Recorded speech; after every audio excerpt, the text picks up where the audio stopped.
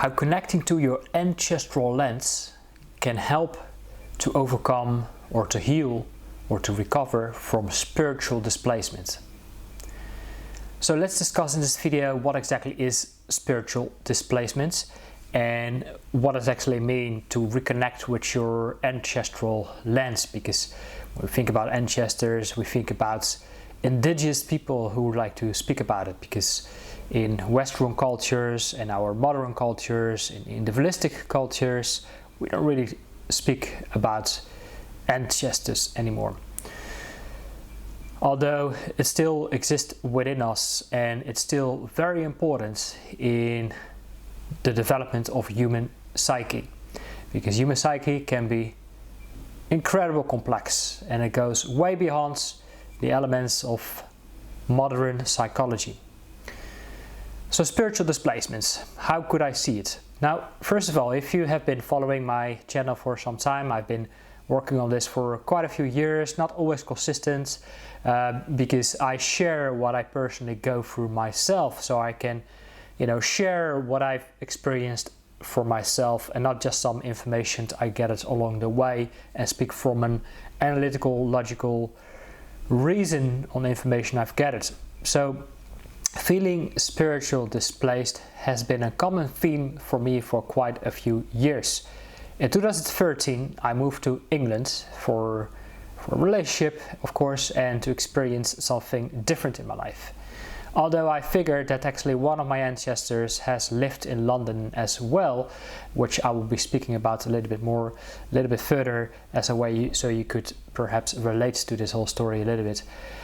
But I felt like I was kind of like a tree that was like ripped apart from his roots, and my roots were still kind of like here in my region in the southwest of the Netherlands. But I felt there like a little candle in the wind. I constantly felt blown out when the rain sets in. These very beautiful words from Elton John, and it's played a very common theme in my life. Like I was struggling with energy levels, and I was struggling with digestion, and I couldn't really process my foods properly, and I was becoming really highly sensitive, and food allergies or intolerance, or I would struggle with self-esteem and self-worth, and I just couldn't really find my place in the world.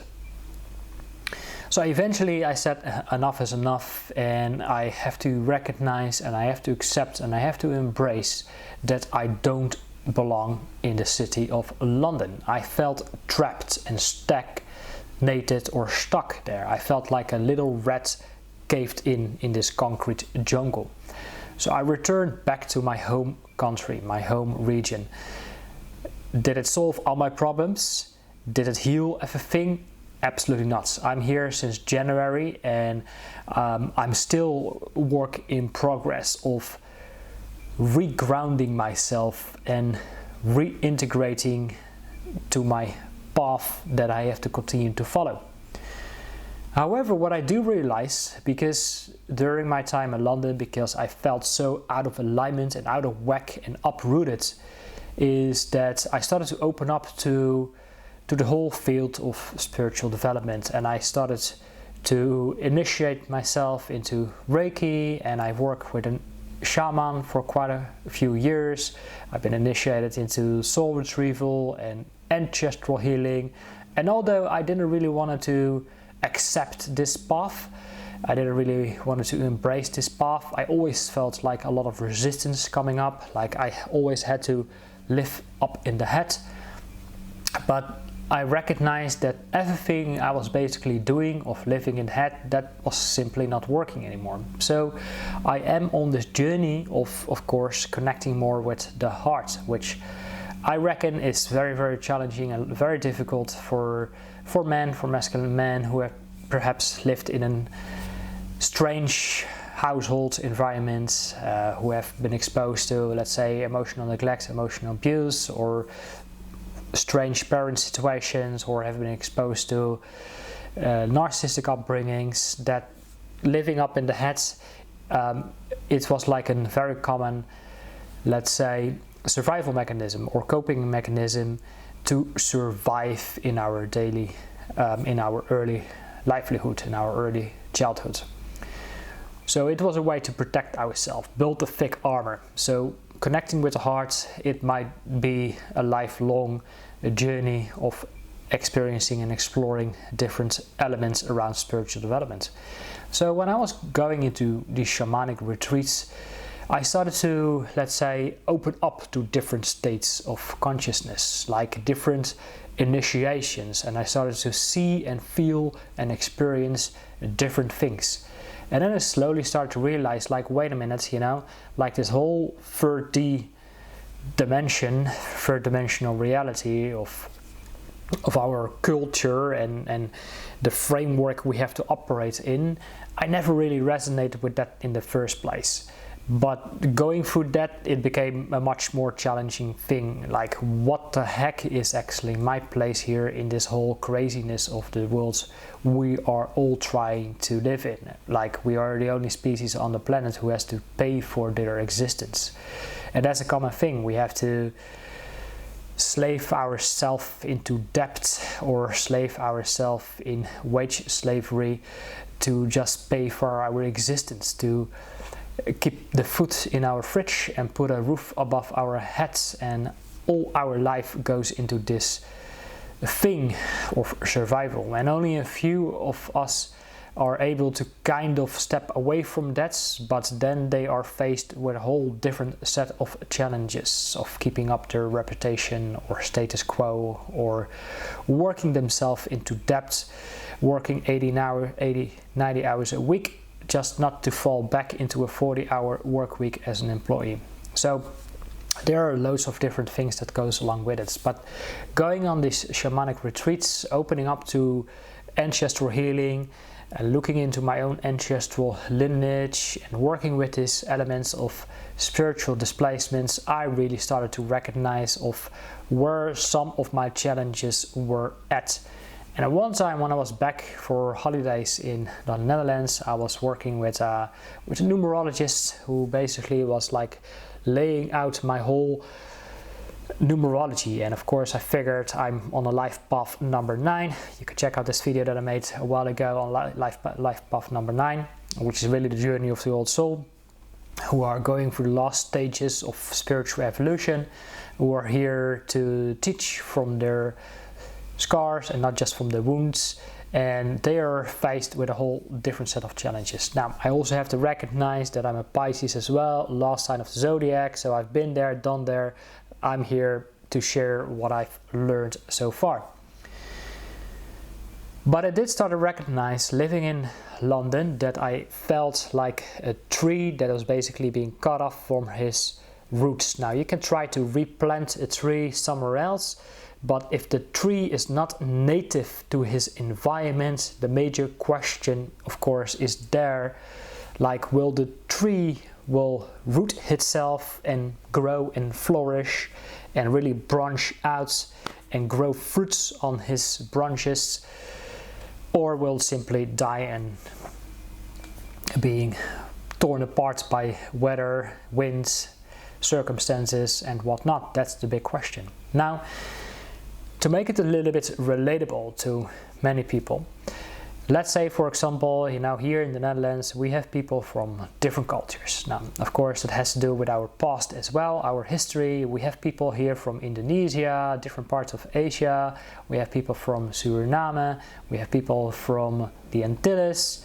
And of course, that really refers to when the Dutch were venturing out in the vast open oceans to build our trades. Now, for that reason, we had a lot of people migrating here, and also many people from Suriname or the Antilles were basically born here. They have their livelihoods, they have their career, their jobs, and all of it, and maybe they're doing quite well. They speak the language, and at the service level, they have really adapted very well to our Dutch culture.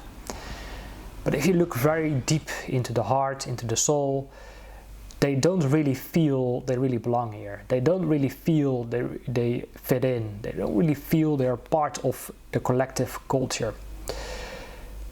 In my next video, I will speaking a little bit more about individualistic cultures and collective cultures, but people from Central or South America, they are coming from collective cultures, and we are very individualistic. Like, people have a job, a career, they come home to their very tiny little circle of very close to their own family and to their only few friends, but they are very on their own, very individualistic. Those who are single, they are even more individualistic because they have to find their own independence and pay for, you know, their bills, which is much harder. If you're single, you barely can even have an, you know, proper life, because if you are renting on the private market, you basically have to work all your hours just to keep your roof above your head. So, which makes life very individualistic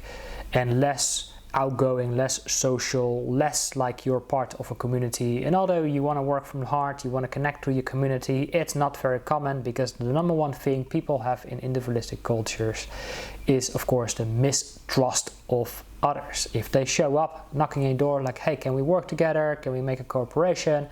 They first label you with number one, you are being a scammer, you can't be trusted, I don't know you, I don't like you, I don't even trust you, so bugger off.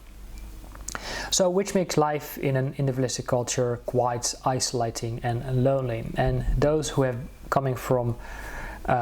who have their ancestors coming from other parts of the world, they can feel like, wait a minute, I am a tree that is non-native to my environment.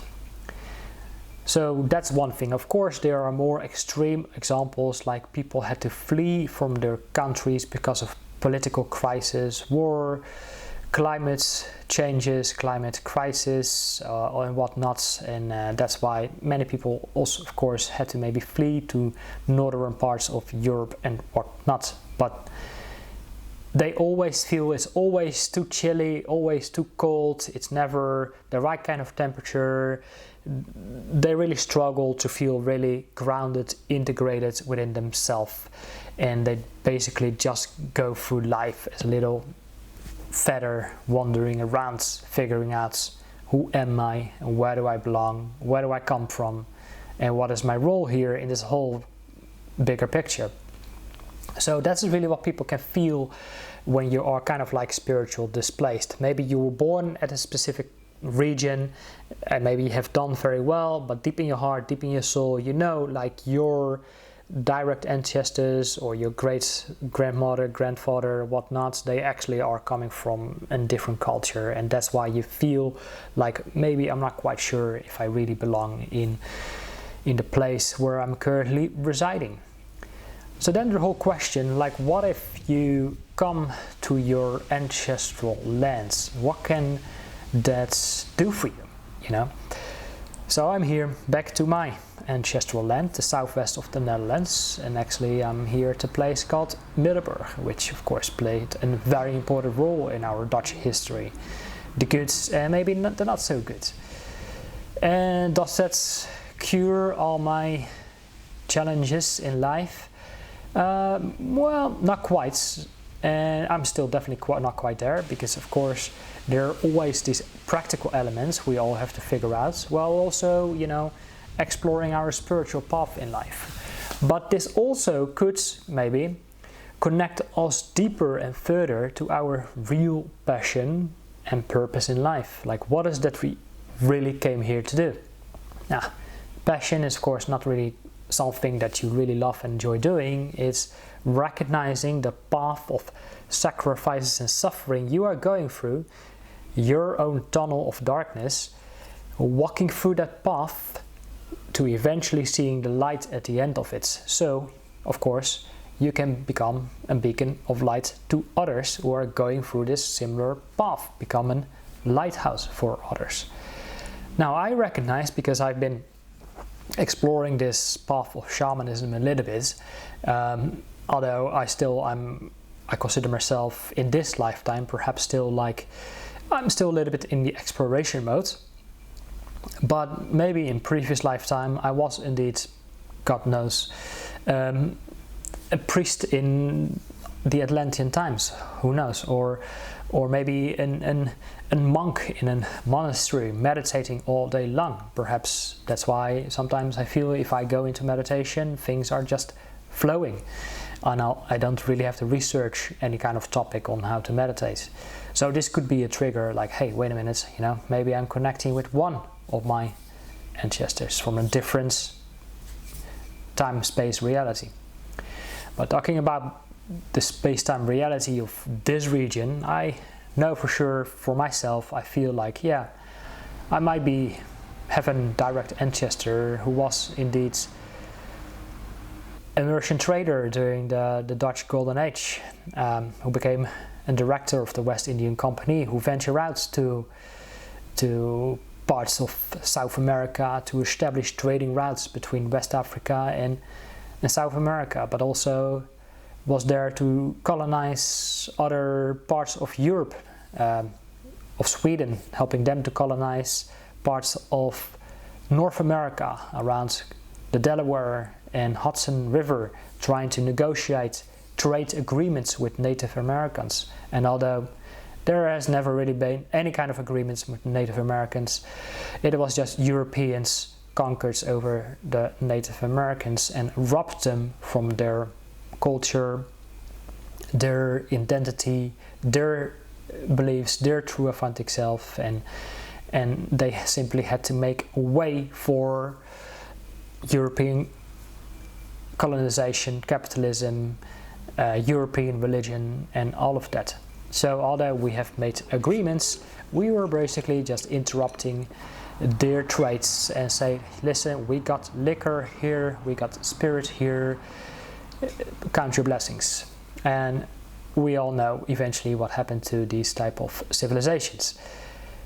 They just eventually were torn apart and became very alcoholic, and the spirits brought by the Europeans literally took over their spirits of feeling connected with their ancestors, their lands, and the spirit of animism perhaps as well. So what I do start to recognize of me reconnecting with my ancestral land is that we as North Europeans, and I'm speaking about the Dutch, and although we were quite still little compared to, you know, other European empires, I do recognize is that we have an enormous spiritual karmic debt. Like, yeah, we could see the greatness of what we have done and where we have been and what we have established and where we came from and how great and wealthy nation we have become in the process. That did not come, of course, without violence and the stronger hands of being the perpetrator and the ruler. And of course we can also recognize the act of the slave trade we have done. So we have been taking a lot of people from their cultures, we have ripped them away from their native lands, ripped them from their roots and see if they could plant them somewhere else. And this has gone on for generation over generation, and now we actually can give ourselves some time to reflect on this, like, wait a minute, where did I came from, where do I belong, and where I'm going? And this is really the biggest metaphysical question mankind is asking themselves.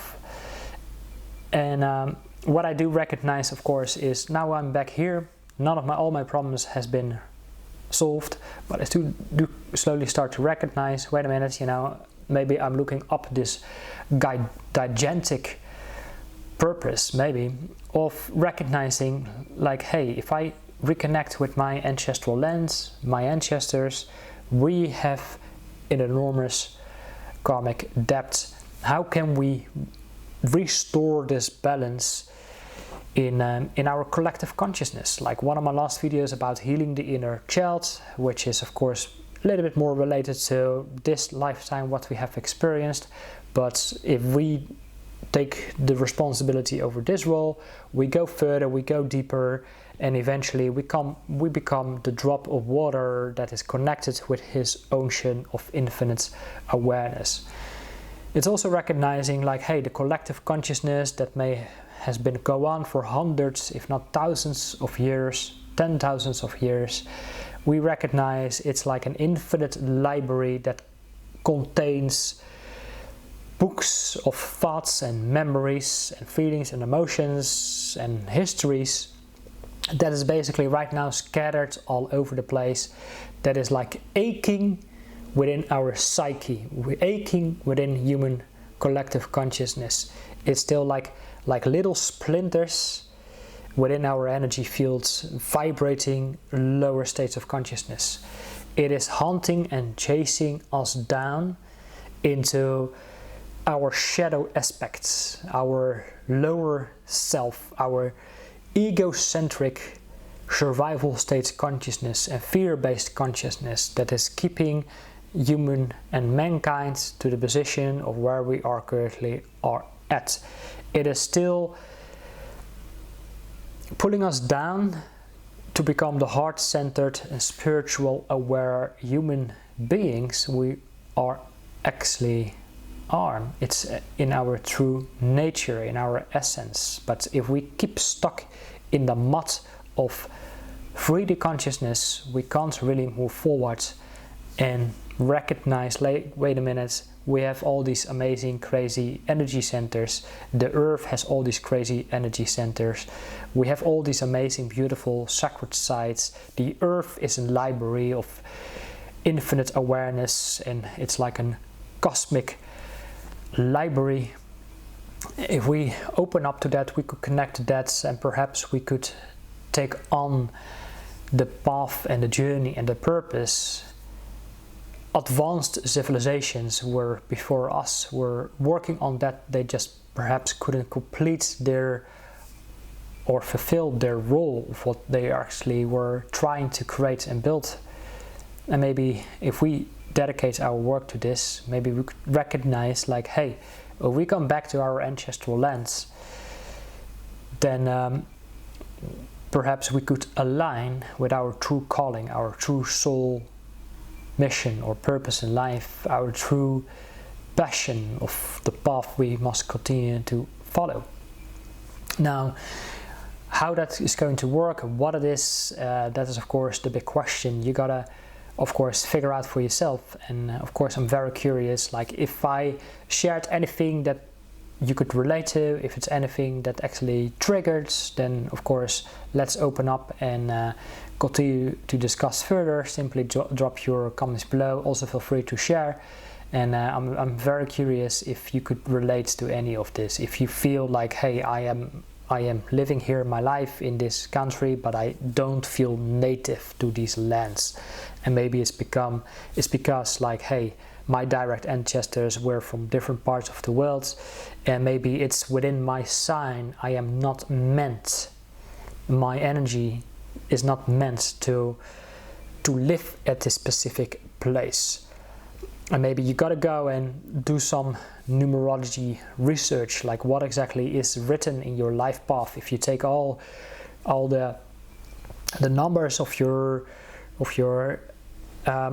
date of birth and all the letters that comes out of your name, then you could figure out your life path number and your challenge path, and these different numbers that could reveal whether or not you are meant to live at the land you're currently living, or if you have to return to actually where perhaps your ancestors or yourself may come from. Alright, I'm going to leave it with this one. I hope it was helpful, and hopefully I see you in one of my next videos. Take care for now. Bye bye.